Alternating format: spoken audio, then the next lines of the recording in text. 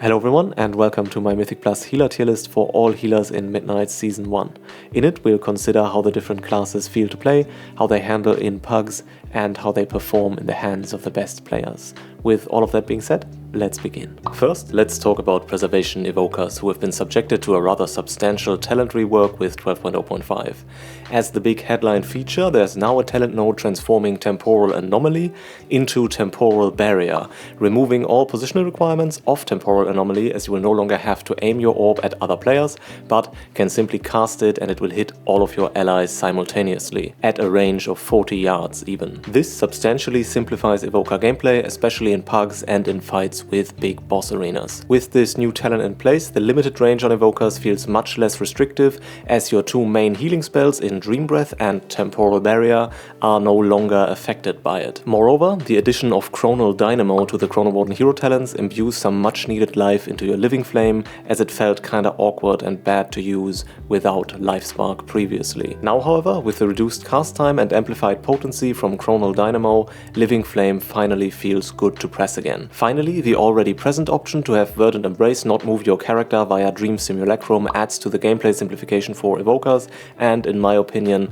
Blizzard have succeeded at reducing frustrations inherent to the class. However, as is so often the case when help is being offered, it does not come without a cost. If we're looking at the highest ranking Evokers on the ladder, that cost becomes clear, as we are quick to notice that these quality of life improvements do not make their way to the top of the leaderboard. You want to pick Temporal Barrier? How about you pick up Nostormu's Teachings instead for a full 5 seconds cooldown reduction on your empowered spells? Indeed, running Nostormu's Teachings enables you to spam cast Dream Breath and Fire Breath all the time, and it is very powerful. A similar story unfolds for Verdant Embrace. It's great that you can choose that it no longer moves your character, but you could also pick up 2 charges of the ability instead in Wings of Liberty, increasing haste buffs via Primacy, as well as Emerald Blossoms spawned to trigger your Foresight. All of this leaves the class identity of Evoker split in twain, and players have a choice to make. Choose complexity and pain and power by leaning into the cumbersome Temporal Anomaly gameplay and potentially lethal Verdant Embrace leaps, or instead choose simplicity and harmony and weakness by picking up the creature comforts that come with Temporal Barrier and Dream Simulacrum. Okay, maybe it's not as gruesome as all that, but Blizzard's design philosophy around Evoker seems to be moving in this general direction. Players who take on all the challenges that the class has to offer will be rewarded for it by stronger healing potential. And to be fair, I think that's not necessarily a bad idea. After all, if Temporal Barrier was simply as good as Temporal Anomaly, then everyone would play it and potential areas of skill expression would be lost. Considering that many other healers have been substantially simplified, Evokers stand tall as a healer focused on complex positional requirements and spell sequencing. And indeed, spell sequencing and planning out fights ahead of time is quintessential for Evokers, as the removal of Spirit Bloom stole an easy-to-use blanket solution for group damage from our toolkit.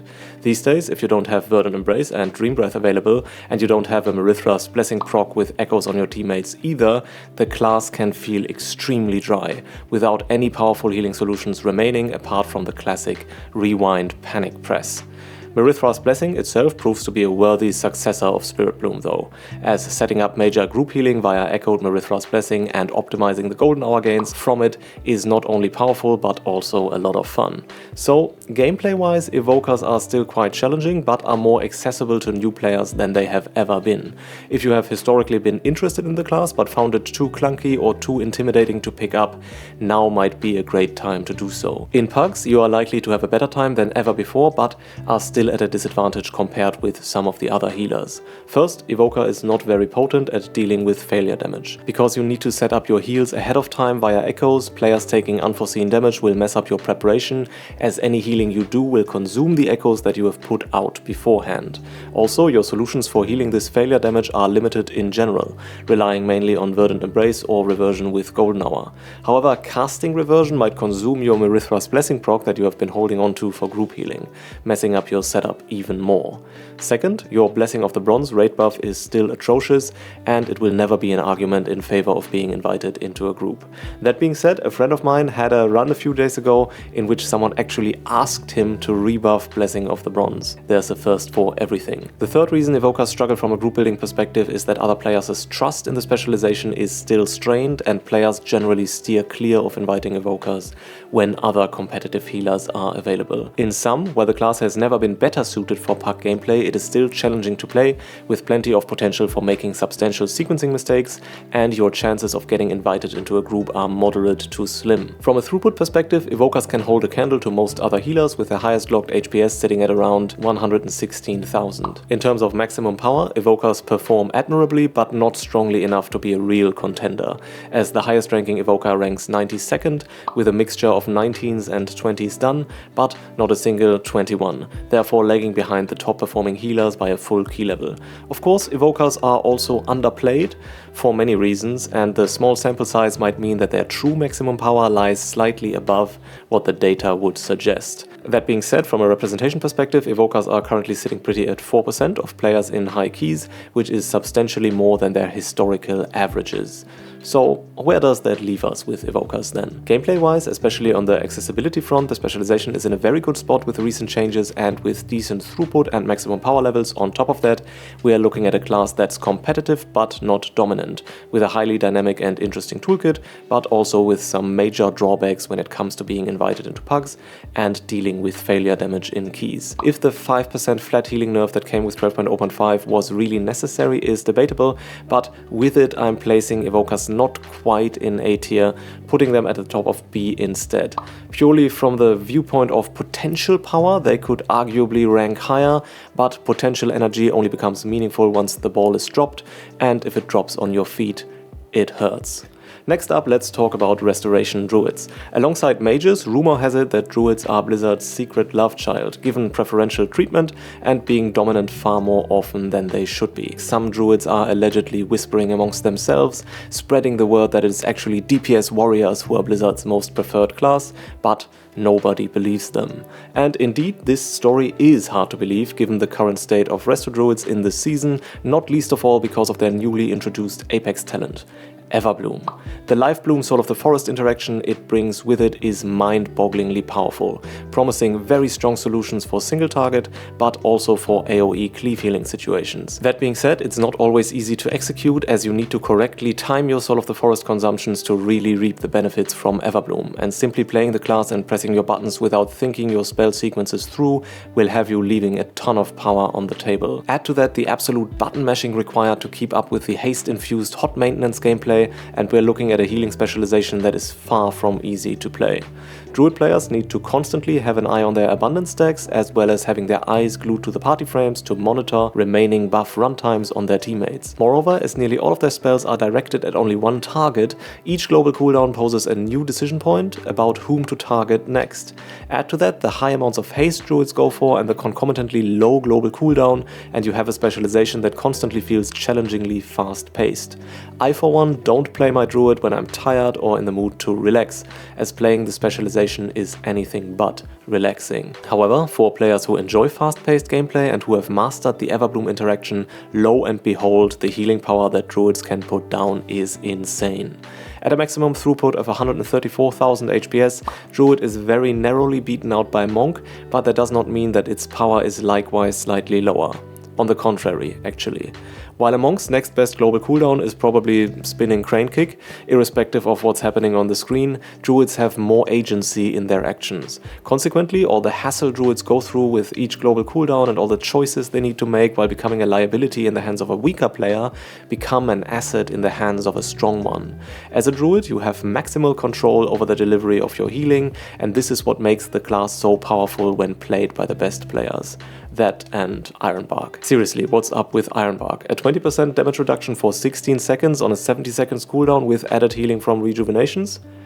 I take that too. However, as is the case with Evokers, Druid healers can also be punishing to play, as being caught by big damage with insufficiently prepared healing over time effects on your teammates can be quite dangerous. So if you're new to healing or generally prefer a more laid back playstyle, picking up Druid is likely not the right choice. From a group building and pugging perspective, Druids are currently the undefeated apex predators. You will be invited into nearly every group due to your standing as the meta spec, helped out further by your Mark of the Wild raid buff that outshines most others in terms of power.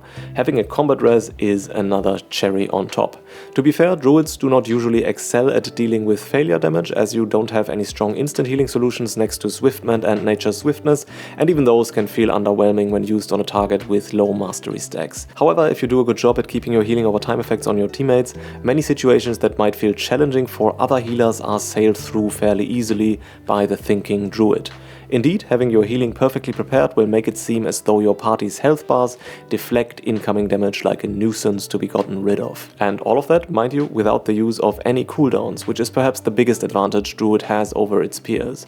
Your healing is always available, and so long as you don't run out of mana, you won't run out of throughput. At the highest levels of play, the tale of power told about Druid continues to resonate, with almost every player out of the top 10 players on Radar.io being a Druid. At the time of recording, Druid is the only healer spec for which a single player has timed all keys on level 21. In conclusion then, Restoration Druids have no other place to go than at the very top of S tier, as they combine raw healing power, strong externals, low cooldown reliance, and high agency for skill expression into a singular package that simply is a step ahead of the other healers, regardless of the warrior tales of which they whisper in secrecy. Coming up and hot on the lot, we are looking at Restoration Shaman. For some time now, Farseer has dominated the Shaman hero talents, but in Midnight Season 1 we are seeing a reversion toward Totemic, playing heavily around Surging Totem and Healing Rain. Especially after the Midnight reworks, Shamans are now truly characterized by their slow and laid-back playstyle. Whenever I'm looking to relax a bit as a healer, Shaman is usually my first choice, as I can simply stand at a distance and work through a relatively slow yet powerful rotation. Simply plopping down my Surging Totem and Healing Stream Totem gives me a good baseline of healing, on top of which I can comfortably layer Chain Heal, Riptide and Healing Wave. The spec is rather simple, but I don't mean to portray this relative simplicity and slowness as a negative. On the contrary, I think Shamans in their current state provide a much needed counterweight to more complex and quote-unquote sweaty healers like Druids. In pugs, playing as a Totemic Shaman can be a bit of a pain, as people will not be very likely to stand in your Healing Rain area, especially at the lower levels of play. To counteract that, Overflowing Shores is a mandatory pickup in my opinion, as it makes it much easier to correctly place your Healing Rain area and thereby substantially improves the gameplay experience. Also, getting into the habit of utilizing Totemic Projection basically on cooldown to reposition Healing Rain goes a long way in making pug gameplay more enjoyable. Shamans aren't the best when it comes to dealing with failure damage though, or strong single target healing in general. They just don't have the tools for it. Outside of spamming Healing Wave on the affected target, there's little one can do to aid a player who is actively dying. Of course, moving your Earth Shield to targets that are taking high damage massively amplifies your healing power, but moving Earth Shield is a global cooldown in itself, and moving it is therefore often too slow for dealing with high unforeseen damage spikes.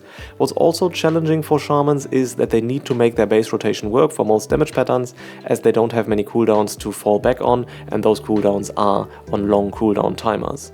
Essentially, they only have access to either Healing Tide or Ascendance, as well as Spirit Link Totem, which can be awkward to use outside of coordinated groups. Overall though, I find Shaman's gameplay loop to be very satisfying, especially when trying to optimize playing around the elemental modes spawned from whirling elements after putting down your Surging Totem, with power spiking on the first Chain Heal cast after placing a new Surging Totem, as this will apply Earth Living to the whole party and amplify healing taken by 15% for 9 seconds. Planning out these Earth Living windows, as well as mastering the placement of Healing Rain and moving Earth Shield around based on incoming damage patterns, leaves plenty of room for skill expression in Restoration Shamans, despite their rather simplistic base rotation. From a group building perspective then, Shamans are in high demand, as they bring Bloodlust as well as one of the most powerful raid buffs. At the time of recording, Shamans are currently the second most represented healer in high M+ keys, even though at 112,000 HPS their maximum throughput is a bit lower than it is on some of the other classes.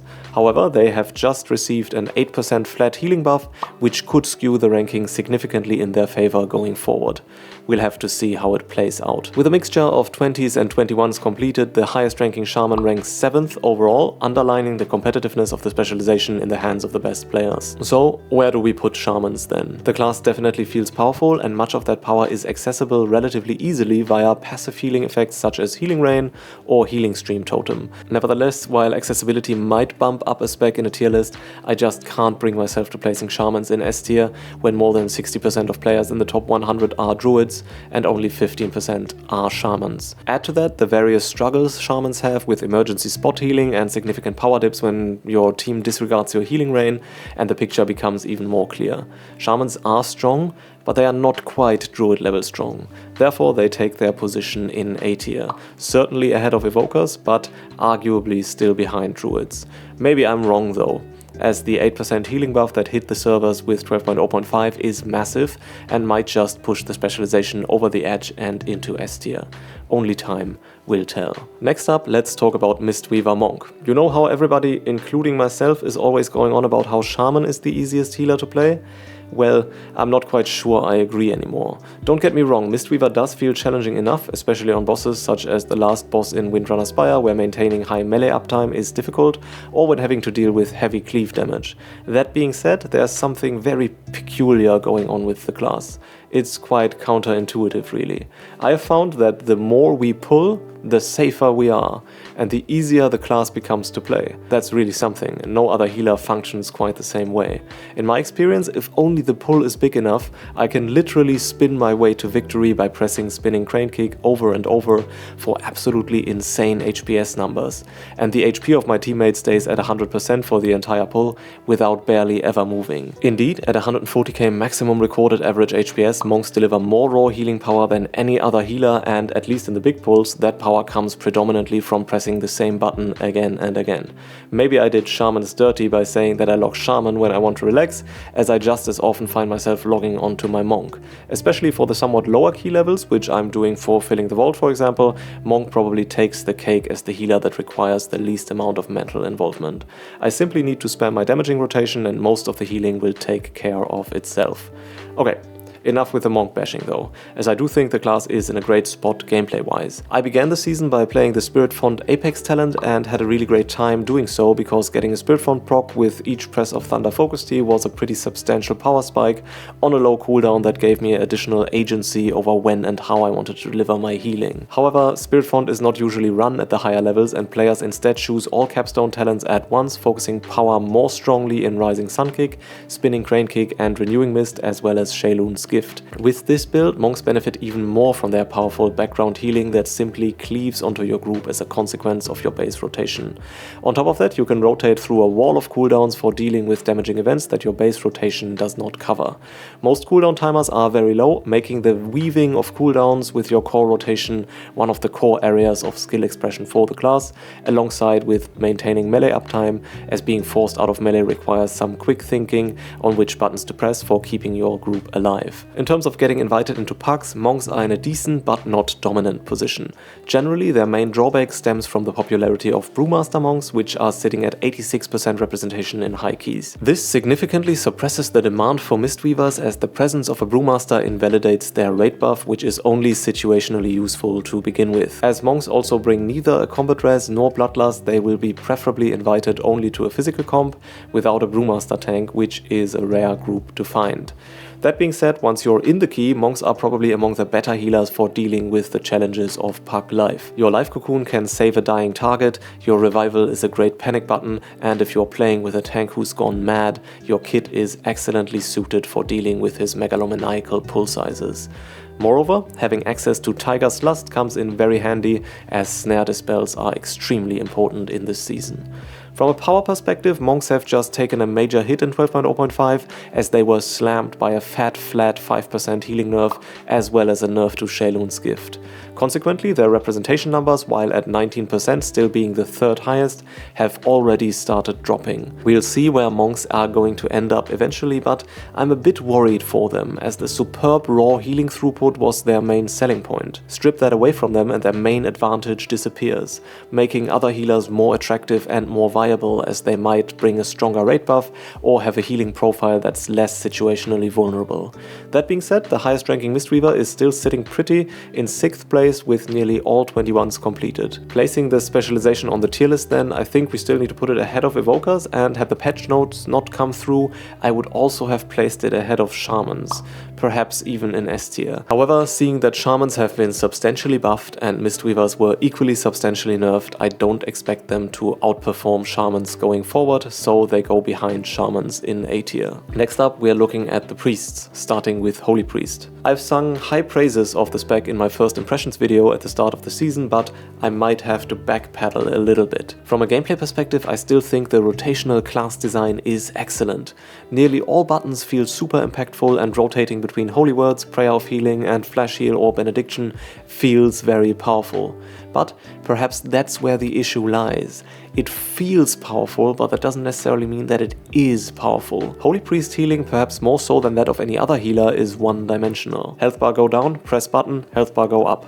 Uga uga. As you don't have any layer of healing over time effects on your teammates, and you also can't effectively reduce the damage they take, you are forced into a maximally reactive playstyle. Consequently, Holy Priests are constantly in recovery mode when applying their healing, reacting to what the dungeon is doing after the fact, rather than being able to front-load their healing and soften the blow in that way. In my opinion, this kind of healing profile makes Holy Priests rather challenging to play, as your reactions need to be on point and short delays in decision-making can cost you dearly. Add to that most of your heals have a cast time, and you frequently find yourself in situations where you want to cast but have to move, making the difficulty ramp up a little bit more. Finally, not having any damage reduction externals available and the rather lackluster Guardian Spirit being on a long cooldown, your ability to support beyond pure throughput is underwhelming. On the flip side, of course, being a reactive healer also has its advantages in the sense that you can react. There's arguably no better healer for dealing with failure damage than Holy Priest. Someone drops low, simply instant cast Holy Word Serenity to save the day. Also, the rotation is not overly complex, and were it not for the spikiness of how your allies' health bars move when playing Holy Priest, I'd also count them as one of the more relaxing healers to play. The relatively simple rotation and its reactive playstyle also make Holy Priest a decent class for beginners, especially due to the restitution talent, which allows you to die once every 10 minutes. Although, to be honest, more often than not it allows you to die twice instead. Looking at group building, you bring a powerful raid buff, even though players will probably slightly prefer Druid or Shaman buffs over yours. Beyond that, there's limited utility you can supply to the group, and Holy Priest standing in the meta does not help you with getting invited either. In the past, you could queue Holy in the hopes of being mistaken for a Discipline Priest, but as Disc Priests themselves are no longer the top dogs, even this somewhat ill-fated strategy has lost some of its potency. Once you're in the dungeon though, Holy Priest is a pretty good class for playing with random groups, as your main weakness, reactiveness, is also your main strength when playing with mistake-prone players who force you to do exactly that. React. Power-wise, however, Holy Priests are truly suffering. At 1%, their representation in high keys is atrocious, and their throughput is lackluster too, not even breaking the 100k HPS barrier, which is particularly problematic since all the spec can do is heal. Paladins, for example, also do not crack 100k, but at least they have damage reduction going around from Beacon of the Savior and Devotion Aura. Looking at the best Holy Priest players, this gap in power to the other healers becomes even more apparent. At the time of recording, the highest ranking Holy Priest ranks 243rd, without a single level 20 key completed in time. That puts Holy Priests behind every other healer in the game. Now, it's worth noting that they have also received a rather substantial healing buff in 12.0.5, buffing healing by 8% flat. However, looking at the numbers, it's questionable whether even an 8% flat healing increase will be enough to put Holy Priests on the map. Actually, it's not that questionable. It's not going to happen. In my opinion, Holy Priests would need changes that are more nuanced and more substantiated. Simply buffing throughput to a level that's likely still not top tier will sadly not be enough for making Holy Priests competitive, which is why I'm placing them in the C tier. What about their more disciplined but less devout brethren then? Discipline Priests. At the start of the season, my Discipline Priest gave me a very hard time, and so I gave the specialization a hard time as well in my last video. However, as some of you have noted in the comments, the class did scale up quite well with gear, and now at around 270 item level, I find the specialization is kicking into gear a bit more. However, given that Blizzard has nerfed atonement healing from 35 to 28%, there's a decent chance that that gear is reverse. Granted, Discipline Priests are also seeing major buffs to their other abilities to counteract the raid-driven atonement nerf, but especially Void Weavers who rely strongly on atonement healing will struggle with the changes, and they weren't the dominant hero talent spec to begin with. The changes also force Discipline Priests to move away from pet-based shadow spell builds and toward a stronger focus on shields again. Generally, I don't think that's a bad thing, as shields are part of the core identity of Discipline Priests, especially since the War Within. Although any shields applied nowadays will always pale in comparison to the shields from the olden days. I've played played around with the new version of Discipline Priest a little bit and have found the shield-focused playstyle to be rather compelling. Void Shield feels powerful to press and defensive penances meaningfully move HP bars. However, I find it difficult to formulate a distinct advantage that Discipline Priests have over the other healers. Sure, they have a strong external in pain suppression, but to be honest, Ironbark isn't really that much worse, if at all, and it's on a much lower cooldown. Also, Discipline Priests can still shield players from potentially lethal one-shots, but there's way fewer of those going around compared with the last add-on, and shields are also significantly weaker. On the other hand, Disciplined Priests do have an identifiable weakness. Namely, you don't have any tools to recover party-wide damage quickly when your group drops low. Of course, you can rotate Evangelism into Double Radiance for some decent AoE group healing, but that's a triple button press you're going to regret 20 seconds down the line.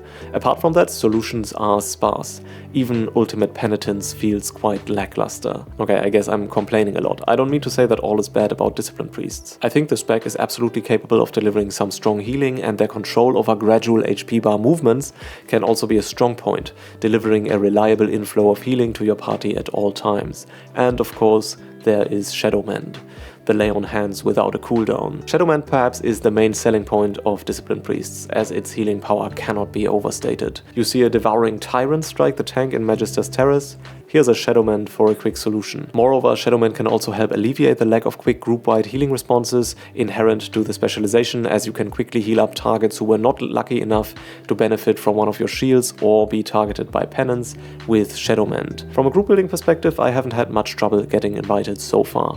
Disciplined Priests are still perceived as decently strong, their raid buff is admirable, and their overall representation in high keys sits at a decent 7%. For playing with pucks, however, their reliance on a somewhat controlled inflow of damage makes the specialization somewhat less attractive in that environment. From a throughput perspective, Disciplined Priests max out at around 120k HPS, placing them at the solid upper mid-level of throughput potential. In terms of maximum power, the highest ranking Disciplined Priest has completed a mixture of 19s and 20s, ranking 56th in the overall ranking on Raider.io.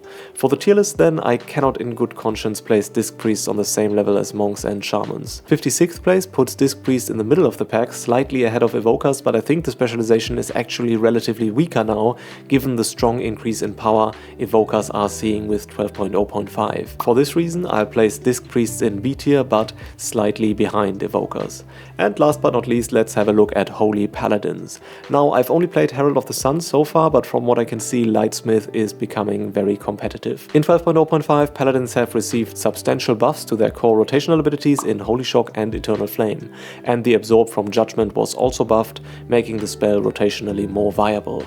Given that Paladin's maximum throughput is still below 100k HPS, however, these changes were much needed indeed. Despite their low throughput though, Paladins have an ace up their sleeve in this season, and that ace is called Blessing of Freedom. The current dungeon pool is riddled with snares which don't only slow but also deal a massive amount of damage, and being able to dispel two targets at the same time via Unbound Freedom is extremely powerful. Especially for mechanics where it's generally intended that you dispel one debuff and heal the other, Paladins can often just dispel one and freedom the other, negating the mechanic entirely. That being said, it's good that Paladins have some abilities to lighten the load, as they can struggle when it comes to keeping up with consistent high incoming group damage, as for example is the case on Garfrost in Pit of Saren. Surely, healing group-wide damage events as a Holy Paladin is very engaging and also a lot of fun, as you try to make your Beacon of the Savior bounce around while cleaving healing onto your two other beacons, all the while evaluating if and when a Holy Light cast is in order to prevent you from falling behind. Holy Light itself is, in my opinion, a refreshing throwback to times gone by in World of Warcraft,